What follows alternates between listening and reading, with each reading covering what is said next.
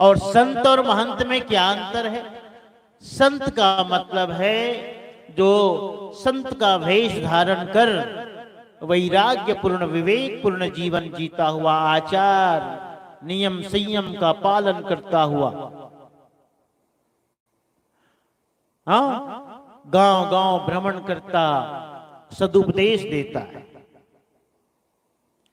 और महंत किसे कहते हैं?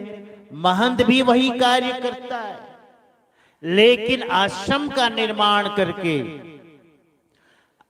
4-10 संतों को अपने पास जो रखता है और शिष्य बनाता है, चौका आरती करता है,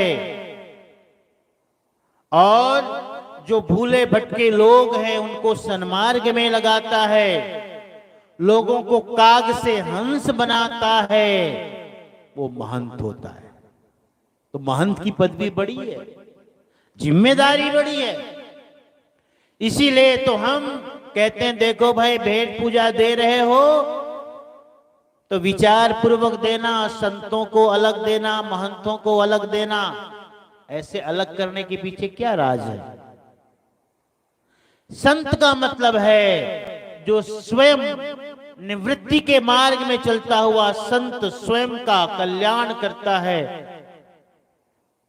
और महंत का मतलब है स्वयं के साथ साथ बहुतों का क्या करना?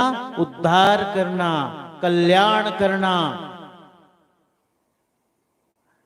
जो आश्रम का आश्रमाधिपति है, इसीलिए महंत का पद ऊंचा है। ये मत समझना कि जो महंत है वो संत नहीं है। महंत है लेकिन संत होते हुए महंत। धर्माधिकारी हैं वो महंत से ऊपर हैं। तो क्या धर्माधिकारी संत नहीं है? संत होते हुए धर्माधिकारी है। और जो आचार्य साहब हैं वे भी संत होते हुए भी पंथ के राजा हैं, आचार्य साहब। तो बहुत बार लोग गलती कर जाते हैं, माना कि गलती छोटी है लेकिन ये इसलिए कि उन्हें पता नहीं। मेरे नाम के आगे लिख देते हैं संत श्री धर्माधिकारी साहेब। देखो, आचार्य साहेब और धर्माधिकारी साहेब के नाम के आगे संत नहीं जोड़ा जाता, ध्यान रखो। कभी मेरा कार्यक्रम बनाओ, आचार्य साहब का कार्यक्रम बनाओ, तो पाम्पलेट में ऐसे नहीं लिखवाना कि संत श्री धर्माधिकारी सुधाकर दास शास्त्री साहेब, क्योंकि धर्माधिकारी जैसा मैंने अभी आपको कहा कि धर्माधिकारी का मतलब संत नहीं, ऐसा नहीं है ना? संत होते हुए धर्माधिकारी हैं, आचार्य हैं। अब जैसे हमारे आचार्य साहब हैं पंत श्री हजूर अर्धनाम साहब, तो वहां भी वही लिखो आप संत श्री पंत श्री हजूर अर्धनाम साहब। तो ये लिखने की परंपरा नहीं है, ऐसे नहीं लिखा जाता। ये सीख और सबक के लिए मैं कह रहा हूं। तो गृहस्थों को महंत बना करके सदगुरु गुरु धनी धर्मदास साहब ने पंथ के प्रचार के लिए बहुत बड़ा कार्य किया। लेकिन महंतों को चाहिए कि नियम संयम आचार और विचार में रहे। महंतों की क्या मर्यादा है?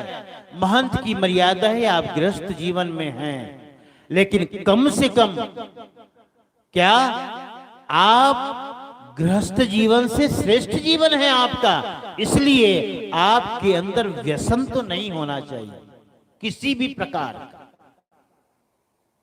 न तंबाकू, न बीड़ी, सिगरेट, गुटखा, पान, शराब तो खैर बहुत दूर की बात हो गई, ये बिल्कुल नहीं होना चाहिए। और जो चौका आरती से उठ उठ करके बीड़ी पीने जाते हो, ऐसे महंतों से चौका मत करवाओ। मैं कह देता हूं इस मंच से, जिसके जीवन में आचार विचार नहीं, ऐसे महंतों से चौकार्ती मत करो।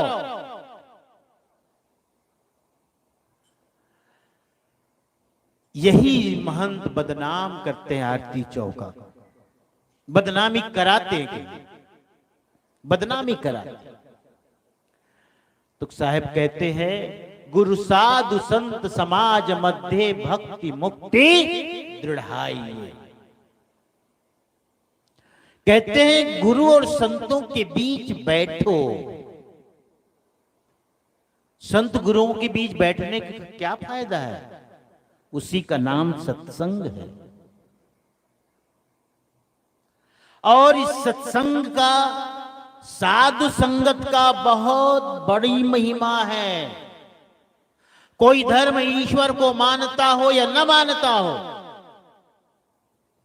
कोई धर्म पुनर्जन्म को मानता हो न मानता हो, कोई भगवान को मानता हो न मानता हो, लेकिन सब इस बात से राजी है कि साधु संगत सत्संग की महिमा है। और सत्संग का मतलब है संत गुरुओं के पास बैठना। संत गुरुजनों के पास बैठने का मतलब क्या है? संत गुरुजनों के पास बैठने का मतलब है कि साक्षात जो गुरु रूप में संत महंत बैठे हैं, प्रवचन सुना रहे हैं, उनके अनुभव और ज्ञान से युक्त वाणी को श्रवण करना, मनन करना, चिंतन करना, गुरु के समक्ष बैठकर उनकी तरंगों से तरंगायित होना।